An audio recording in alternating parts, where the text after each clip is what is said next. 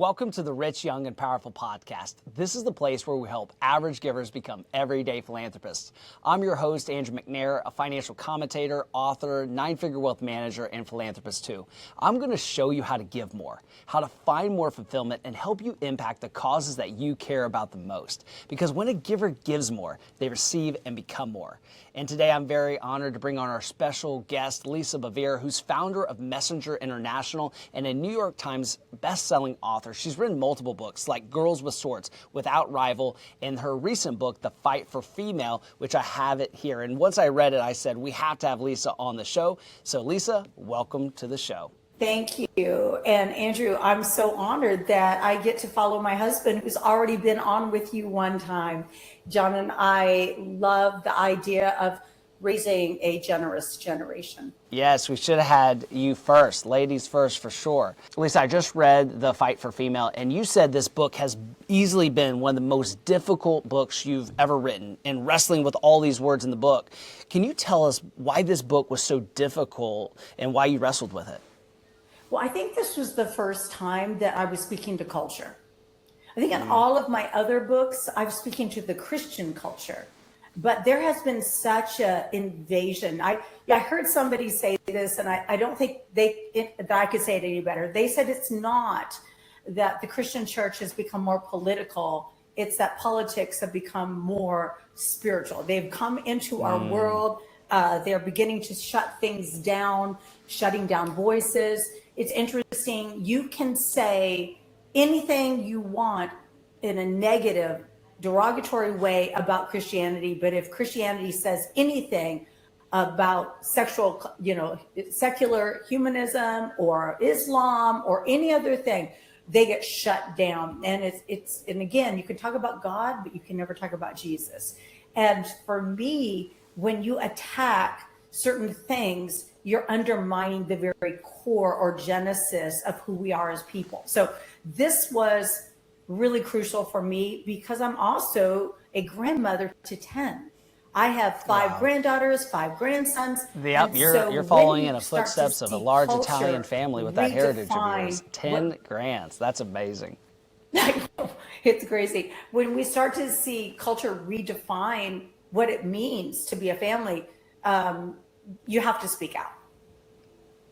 You certainly do. And I'm glad you were talking about, the culture that even that when I watch something secular, like, I was watching a show that, it's changed so much. I wish I would have got caught up in the seasons, was like Stranger Things. And me and my wife were watching the show, and one of the last season's episodes, they said Jesus 6 or 7 times derogatorily using our Lord's name in vain. And it was just weird. It was just almost did the writer intentionally say it 6 or 7 times in a literal matter of 2 or 3 sentences? I'm like, this is so weird. You would never do that about any other little g God because they're not gods. And there's only been one, and that's Jesus himself. So it's wow, there's such an offense towards secular against, spiritual forces that are really coming down on the church. And so I'm glad you brought up all this stuff in your book. Yeah, and spiritual warfare is very real. And I'm glad that you noticed that. Number one, people would never tolerate using Muhammad's name in vain, Allah's name in vain, Buddha's name in vain, but they're okay with Jesus. And yet Jesus is the one who is the name above every other name. And so it's interesting to me. He is again, we know that it is, our creator is the God most high. So there are other gods, there are lesser gods, there's idolatries and there is lesser. But so there is this war going on right now between lies and truth, between good and evil. We are living in a day where evil is called good, good is called evil. Kindness is really not kindness, it's compromise. It's just all of this weirdness going on. And so I have found more awareness of spiritual warfare than ever before. And when I was writing this book, that became a huge issue. I didn't even put this in the book, but when I turned the manuscript in, it disappeared. After all of the work, the manuscript disappeared. I turned it in. My editor calls me and I said, "Oh, I'm so glad we're done." She was like, all I got was the last page. I'm like, what? Wow. And I said, no. My computer went into one of those spinning moments, crash, Apple, computer, it was gone. I had to go back to like 2 versions back and that's hope awful. that I remembered things. I also As a writer, that is absolutely awful. No, I wailed. I didn't cry. I wailed. My son came over. He was like, "Mom, I'll find it." Was not able to find it. We turned over to computer people. No way. It was gone. It was somewhere in cyberspace. Oof. And I've had that happen one other time. And Andrew, both times were when I was dealing with gender, which is, I don't even want to say that word anymore. I'd say biological sex, because here's the thing. When you attack male and female, you are actually attacking the image of God. And we have forgotten that God wove us intentionally in his image to express him on this earth. And so we, again, I have compassion for broken people. I have compassion for people who are being lied to and told, well, if you can do this sexually, or if you do that, you'll find fulfillment. Well, the truth is, so many of us have gone to so many unfaithful things and found ourselves starving. It's just those empty promises. I think we have a generation that we have people that are deep wells, but they're settling for a shallow life. And when, you just keep looking for one more thing. And I understand that. I got saved when I was 21, thankfully. I was an idiot before that. I had never heard the gospel. I had heard religion, but I had never heard that Jesus loved me. And Andrew, when I heard it for the very first time, I grabbed a hold of it with both hands. On my very first date with John is when I heard the gospel for the first time. I got born again. I got filled with the Holy Spirit because he said there's something called the infilling of the Holy Spirit. And I was like, well, will it make me closer to God? He was like, yeah. And I said, sure. So I prayed for that. And then he said, now you're saved. I said, what does that even mean? And he said, it means you're whole again, spirit, soul, and body. And he had no idea he was talking to somebody who was very broken sexually, that I had an eating disorder, that, there was just nothing, no area of my life, I would say, that had wholeness. And I don't know why I grabbed a hold of this, but I said, so you're saying now that I'm a Christian, I can have cheese? And he was like, what? I said, you just said that I could have dairy again? Yeah. He was, and I said, I'm Italian. I need to eat cheese. And he was like, that's right. All right, God, if you can save this heathen, you can heal her. And I remember we were on Purdue's campus on a little park bench. John prayed with me. He had me do an insert prayer where I just said, thank you, Jesus, for healing me of. And then I said lactose intolerance. And I felt, all I can describe it as is I felt love come into my stomach and untie all the knots that have been there since I was about 13, 14 years of age. And wow. I knew carrying it along the baggage that we have sometimes from our childhoods. Baggage from my childhood, and literally went home and told my brother, I'm going to pray for you and you're going to get healed of lactose intolerance. And, there's certain genetics that don't have do not do well with American homogenized milk or whatever. So, right. I don't know if you know this. I am a U.S. citizen and an Italian citizen, so I'm a dual Oh, that's citizen. really cool. I knew you said heritage in the book, but I didn't know was that dual. That's really cool. I'm kind of proud of it. I'm just a little proud about it. So. Well, in case people have been living under a rock, which is possible, what are some of the threats to being female today? And again, I want people to pick up The Fight for Female for sure. It was fantastic. It really even opened my eyes to some things as a male that I have no clue about that goes on. What are some of those threats today? Well, I think number one, and this is going to surprise everybody, but I think the number one threat to being a female, or the value of our feminine, is feminism. And it is very anti-female in the sense that for a woman to have value, it actually moves her into the man's world. You need to work full time. You need to behave sexually like a man. You need to have autonomy over your body. I mean, it's just all of this different things. And again, when I say autonomy over your body, they're not really even talking about their body. They're talking about access to abortion, which is not your body. That's actually somebody else's body. So it's behave sexually like a man, be irresponsible. There's an entire generation that has bought into the lies of birth control pills, and birth control pills they're going to, and now, Andrew, they have thyroid problems. They can't get pregnant. They have higher rates of breast cancer. They've been told so many lies that's distorted actually some of their brain function. When women, and this is like a crazy thing, but when women are on birth control pills, they actually choose wrong men.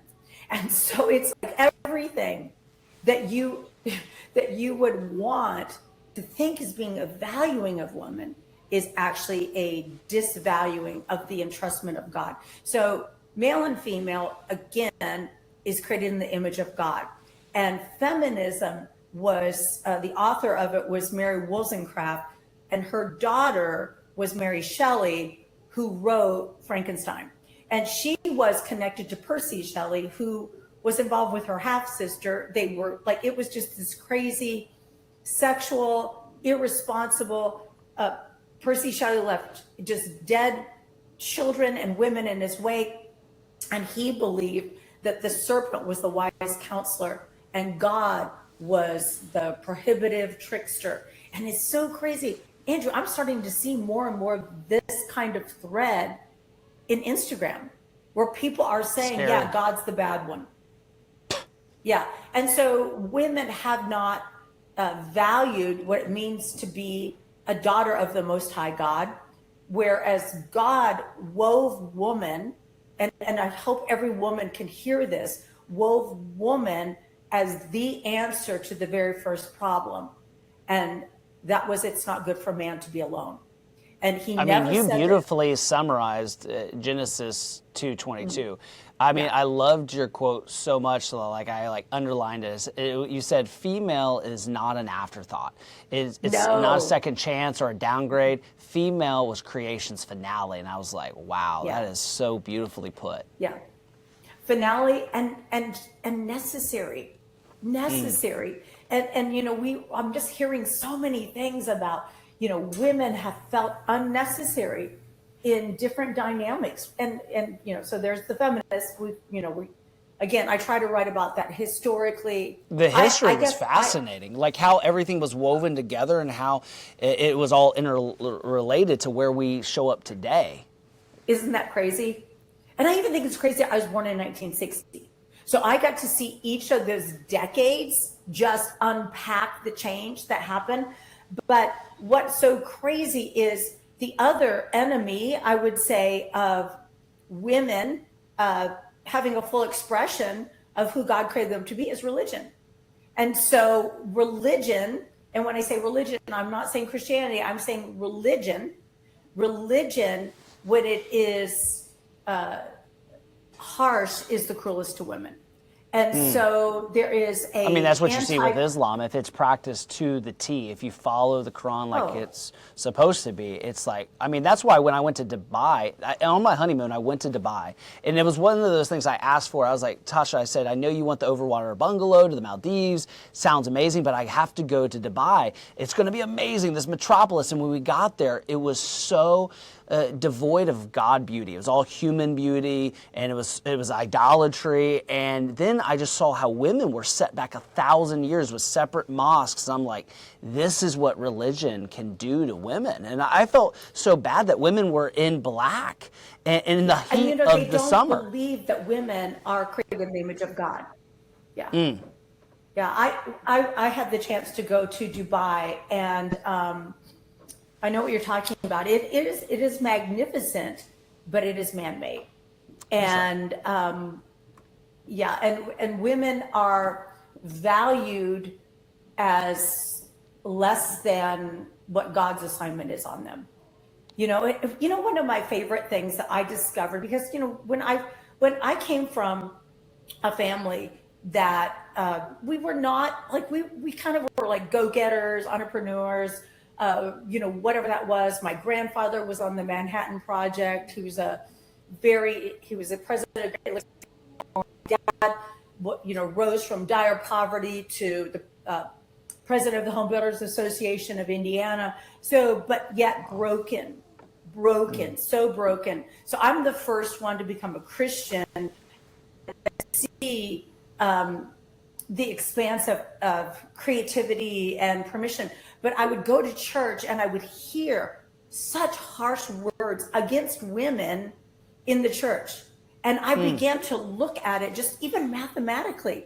If a woman is less than a man, then the two of them cannot be one, because 1 times 3/4 is 3/4. So just mathematically, none of this even makes sense. And I'm looking at this and they're berating women. They're saying we'd be in the garden if it wasn't for women. And yet, if you read Genesis, God only kicks out the man, the woman decides to go.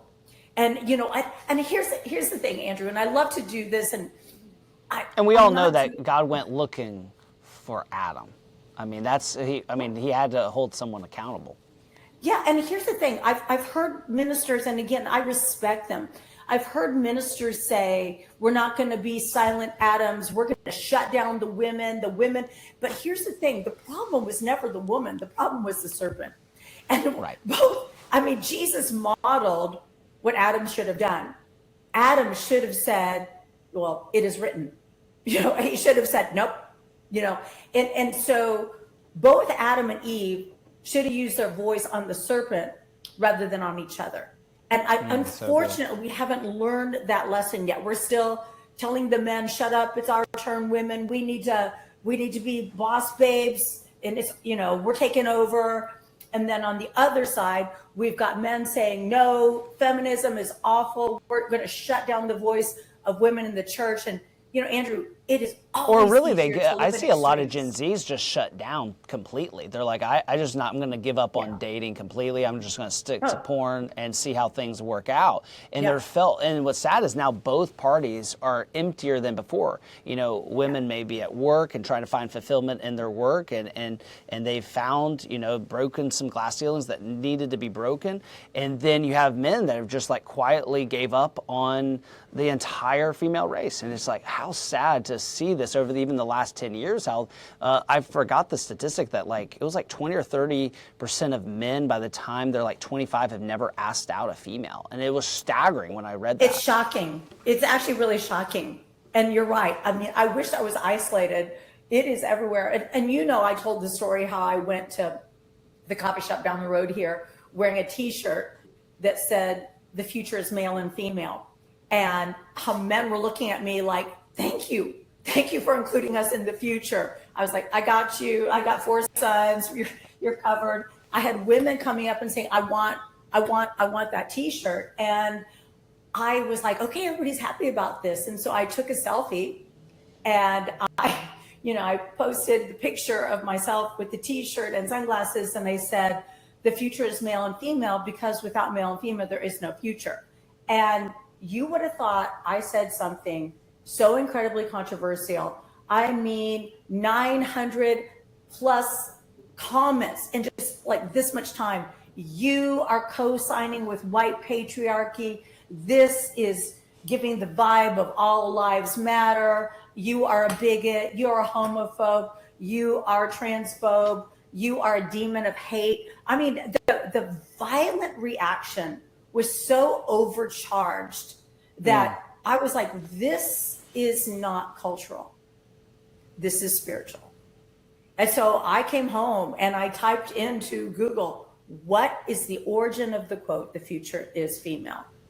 And in 1975, lesbian separatist group came up called Labrys. And Labrys is the two-headed axe carried by the Greek and Roman goddesses. And in this interview, they said that the quote, the future is female, was a call to war, an invocation, and a spell to cast. And I was like, what in the world?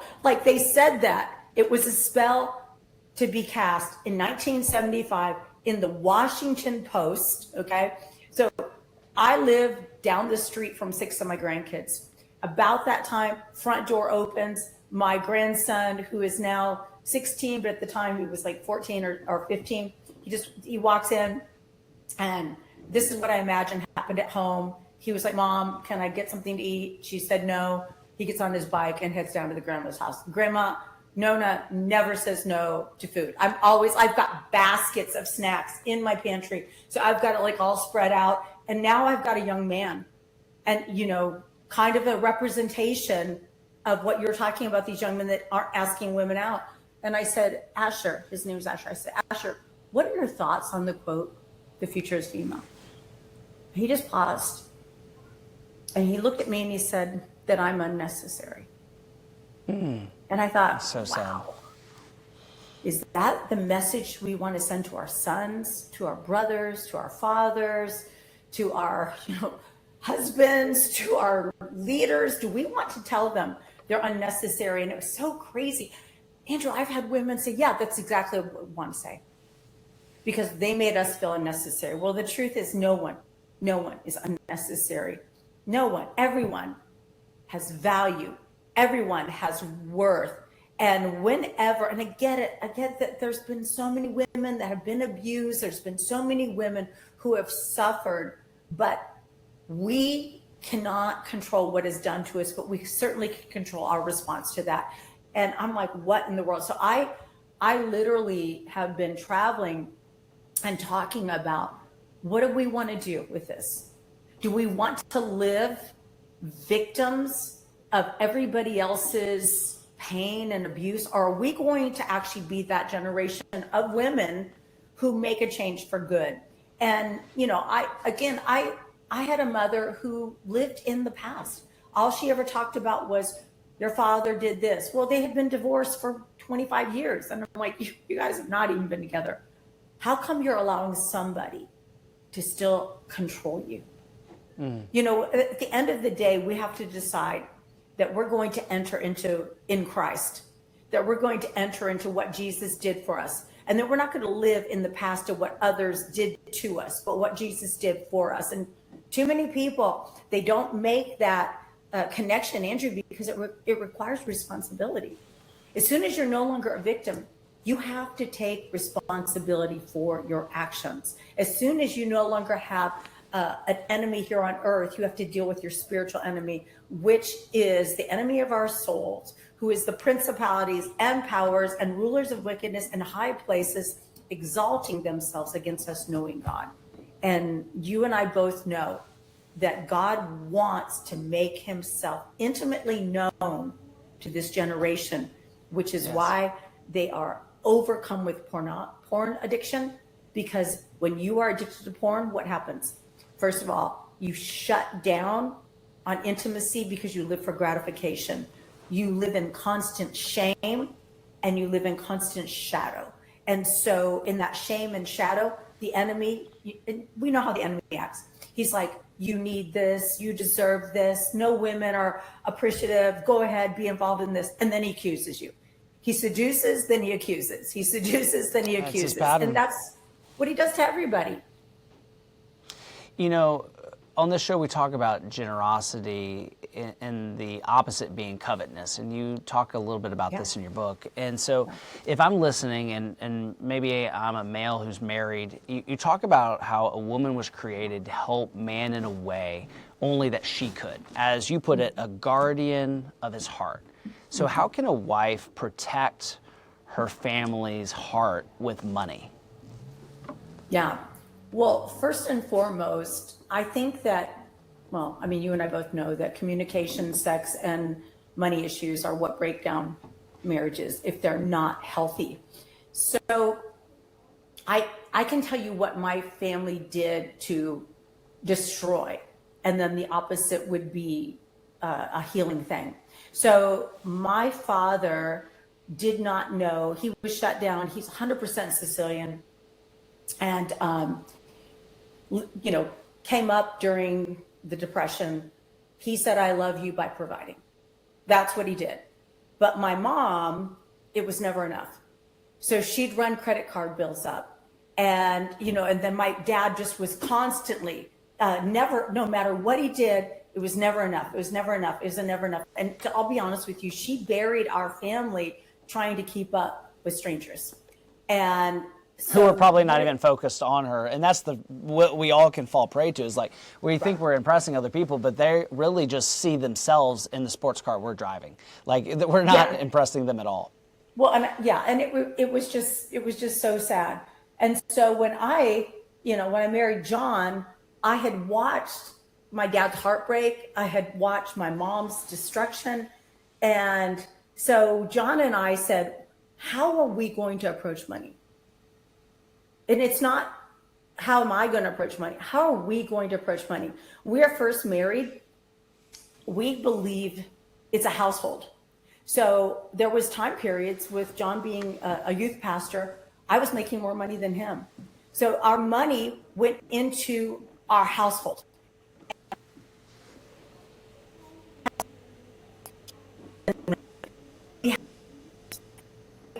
We're going to tithe first. Tithing was, we're going to put God first, because we watched what happened. Andrew, we had one car until I had my fourth child. Wow. And that meant there were 6 of us. And that's like a clown van. That's a clown car. Yeah. We had a Honda Civic, and we said we're going to live in such a way where we are generous with giving, generous with sowing. And then, stewardship, like, okay, we had no insurance. And I was telling someone this story, and I guess it's just so hard for anybody to even imagine. I was pregnant with my third son. We had no insurance. My husband was so horrified. We're hoping for a cash discount on this pregnancy. Well, we didn't even have cash, even if there was a cash discount. And I remember, I found I was pregnant, and somebody had given me $100. And $100, it was like $1,000 back then. My son's like 33. It felt like $1,000. And I was at a church, and there was a Haitian missionary there talking. And I remember thinking, make him shut up, make him shut up. Because I could tell God was like, that $100 bill, you need to give it. And I thought, no, I only give 10. I only give 10. I only give, burning a hole in my pocket. I only do the tithe. And I'm like holding, it's like sweating hands. I even remember thinking, when they pass the bucket, I'm going to make change. I'll put the $100 and I'm going to pull out whatever cash there is. And I heard the Holy Spirit say, Lisa, that $100 will not pay for you to have that baby, but the seed from that $100 will. And so I gave all $100. And when I got home, there was a message on our voice, like our tape recorder, because that's what you used to have. And it was, of all people, it was Life Today, James Robison. And they said, we hear that you're a makeup artist and we're coming to Orlando, and will you do makeup for us? We'll pay you $275 a day. So I scampered, found a babysitter, said yes, but $275 a day for 3 days or 4 days was still not going to pay for the baby. But you know what, Andrew? I studied international economics in college. So what did I do? I bought a call at 1/16th, and I took, I think it was $623. I studied, I got the Wall Street Journal. I didn't do a subscription, because I couldn't afford. I got it, and I bought a call at 1/16th. It went to 5/16, and I paid cash for my son. That is a wild tale. Yes, but here's the thing. There was a seed, and I sowed it, but then I had to do something. God was like, there's a talent that I put in you that you've never used, Lisa. You actually understand how calls and puts work. Go ahead and do it, which was so funny when I told my boys this. They thought I was some kind of boss. They were like, what? And I was like, listen, you all think I'm an idiot, but this was, I said, I own you and Arden. I paid for both you guys with taking the money and doing something with it. So if you look at, and I know your original question was, how does she protect her husband financially? Well, number one, she does good and not harm. Number two, she considers fields and she buys them. It doesn't say she considers the field and goes ask her husband, what do you think? And can I have permission? She considers the field, she buys it, and then with her proceeds, she plants a vineyard. So a field and a vineyard are two very different investments. A field is a yearly return, a vineyard is a long-term investment in time. And then it also says that she weaves, that she imports, that she works with her hands, that she laughs at the future, and that her husband is known at the city gates. So wow. I am my husband's biggest advocate. Like literally everywhere we go, you know, you mentioned I'm a New York Times. Well, I became a New York Times in 2016. John just became a New York Times a couple weeks ago. And I feel like I am personally responsible for that. I told everybody, I was like, you need to buy his book. You need to get this book. The king is coming. You got the biggest cheerleader behind him. My husband is a New York Times bestselling author. And he would stand there and I would say occasionally, you could say into my life. But the truth is, I did good and not harm, because not only am I the guardian of my husband's heart, how I guardian my husband's heart is with my words. And I do not expect John to be my source. I expect God to be our source. And, you know, again, that's just a silly story. But I feel like there's been so many of those. Like every single time we have ever needed something, God, watch God. And can I just tell you, this is the craziest thing. So I paid for my children. That was beautiful. But that seed, it left my hand, but it never left my life. Because you know what happened? About 2 decades later, there were 80 orphans in Haiti that needed to be transported out. And we are the ones that financed that. Okay. And so we had a connection into the soil of Haiti. And what happened was one of our team members, the CFO, he was adopting twin boys out of Haiti. And we coordinated an effort. We said, okay, let's raise money, let's do this. And we coordinated effort through Dominican Republic, and we transported the 80 from Haiti up to Miami. So God will actually take things that you sow in one season, and they will grow in faith and water of obedience into a next season. And I still believe that John and I are living the fruit of things that we planted 40 some years ago. We've been married 44 years. That's how sowing and reaping works. Wow. Yeah. I mean, I've got a garden out there right now that is lettuce. And I noticed from last year, we thought we turned all the soil over. I noticed from last year that some of the lettuce had regrown in the pea gravel, just in rocks. And I told my husband, I am transporting those lettuce. If they were able to survive an ice storm and everything else that we've just, those babies, they deserve to live. And we transported them. So we have things that we eat, but then we have things that are long-term commitments, like a lemon tree. I love lemon trees. I have so many lemon trees and olive trees that I have potted. I bring them in. Those are long-term commitments that are very different than annual things. There's perennial, there's annual. And you and I both know, if you talk to my husband, that we believe that multiplication and faithfulness is one and the same thing. I love that. You know, in your book, you said the introduction of woman took creation from not good to very good. How can we encourage maybe a younger sister in Christ who's suffering with self-doubt? Yeah. So first and foremost, I try to tell women all the time that you're an answer to be embraced, not a problem to be controlled. And look in the mirror and say, I am an answer.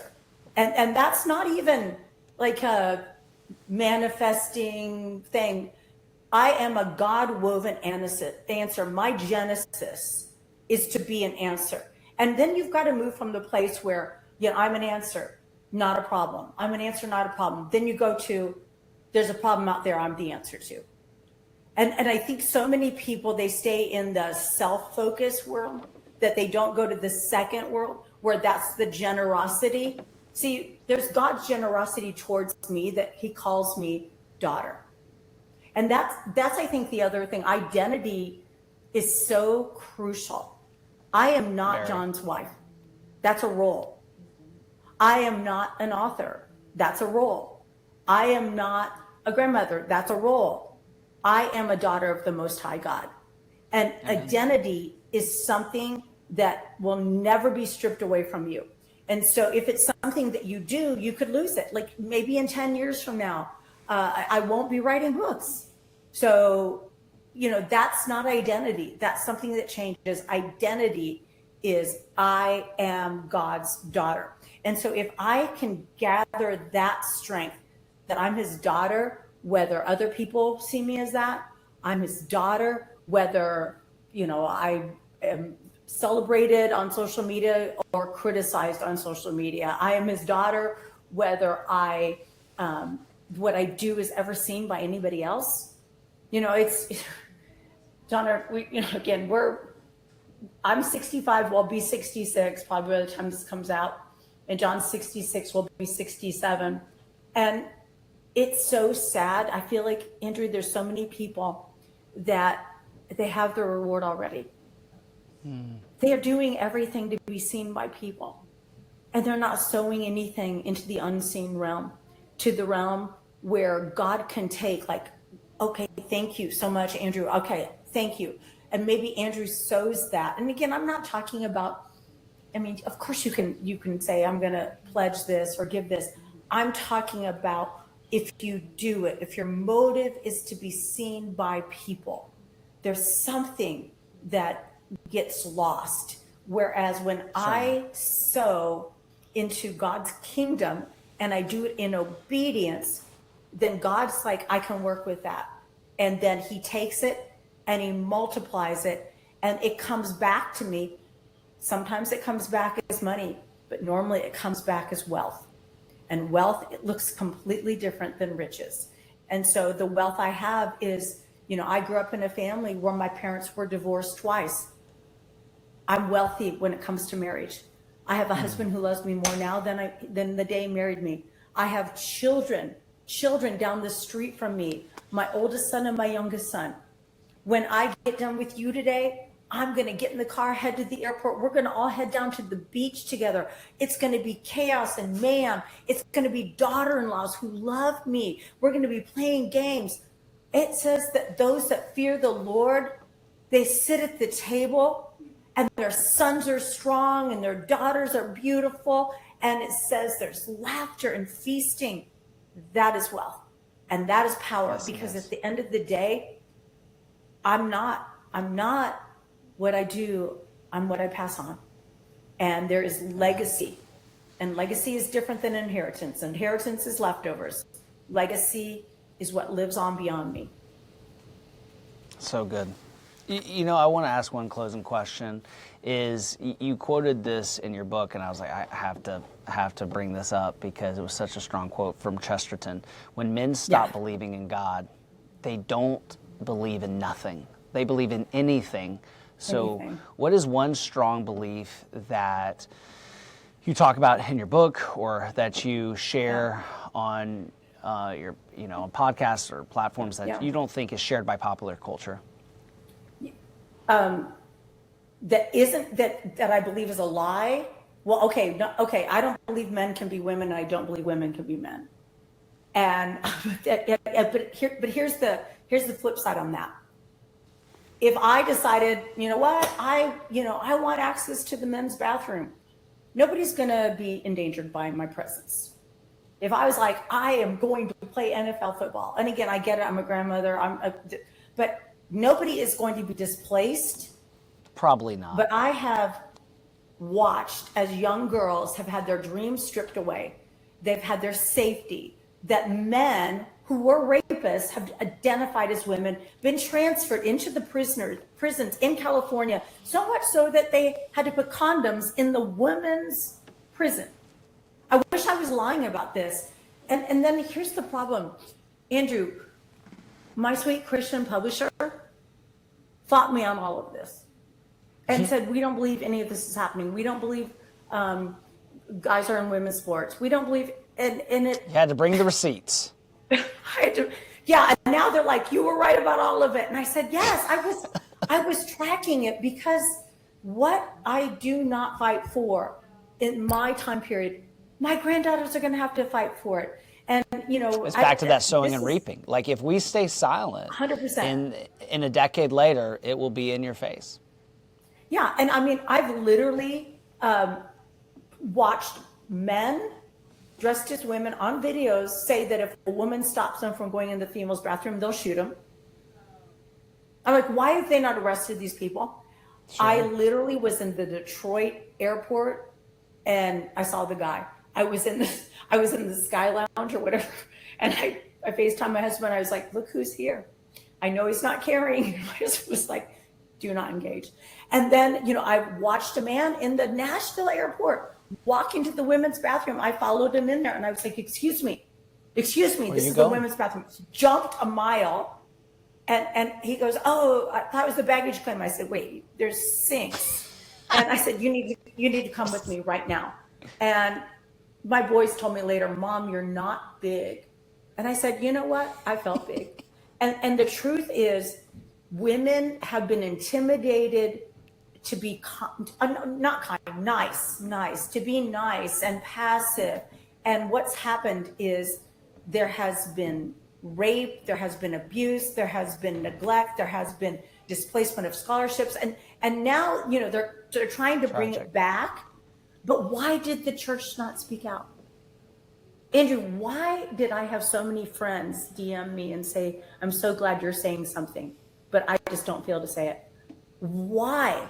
When I first did the podcast, and I even mentioned that I didn't believe that women could be men and men couldn't be women, my husband was believing God for an LED wall, and we were offered the use of one if we would let them be our showroom. And the CEO, who was a woman, heard me say that, and you know what she did? She said, "I'm taking it away." And the rep was like, they've started building the support structure. That's not right. So then she was like, okay. And then I guess she heard me say something else that was hate speech, which was just truth. Okay. Hate speech. And she took it away again. And the rep was like, this isn't right. So you know what he did? He sold it to us at an extreme discount. And I could have caved. I could have said, having a podcast that is more important, but we didn't. And now we don't have to partner with that organization at all. We own it free and clear. And too many people have forgotten that there was two, and actually with your perspective, I'm going to say three epidemics released or pandemics released in 2020. Number one, COVID, we all know about that one. But number two was an outbreak of cowardice. And then number three, people stopped giving. And it said that Isaac sowed in the season of famine. You don't withhold in the season of famine. You sow. And then he later reaped 100-fold. And there's that desire to grab a hold like this. And God's like, it's like me with my $100 bill. God's like, that's not going to do anything, Lisa. Let it go. Put it in. I'm going to remind you of a talent that you have on your life, and I'm going to take the $100 and you're going to be working, and then you're going to take what you earned, and then I'm going to multiply it by giving you wisdom and insight. And being a woman of God means that we aren't just submissive, which means mindless.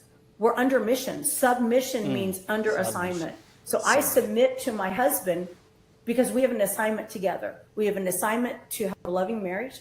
We have an assignment to build a healthy, strong family. We have an assignment to spread the gospel of Jesus Christ. We have an assignment to write books. So I submit to my husband, not because I'm less than, but because I'm bought in.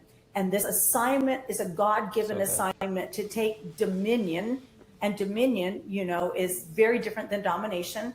So when Jesus came, he came to seek and save that which was lost. The church tends to preach the lost, but it's that which was lost. And so we as Christians need to look what was lost. We lost our relationship male and female. We lost our relationship, brother to brother, sister to sister, people to the earth, parents and children. All these areas suffered loss. And so when Jesus came to seek and save that which was lost, you and I are supposed to put everything under his feet. We're supposed to take dominion. So dominion changed to domination, influence changed into manipulation, order went into chaos, multiplication went into division under the fall, but we're not under the fall anymore. Jesus caught us. He died for us. And I just don't want him to say, I gave the life of my son completely, Lisa. I don't want the Father to say that to me. And you took me halfway. You did nothing because you were afraid. Well, I couldn't say it or wrap up the show any better than that. That was amazing, and I'm so thankful for the work that you're doing, being on the front line, pushing against this darkness like we all should be doing. Where can we find you over the next few months? So I do have a podcast. I do it with one of my daughter-in-laws. Sometimes I do it with multiples of them. So I have on YouTube, and then I'm on Instagram, and I'm on Facebook, but I can't even access my own account, but I know I'm there. So my team does it. I see Instagram, that's about it. And I love being able to communicate from the posture of a grandmother. And, Andrew, I just want to say thank you for the privilege of being on your podcast when I'm not young and I'm not rich, but I am powerful. Well, I think you're still young because you're feisty, and that's what we need is someone going in the bathroom sometimes and pulling people out.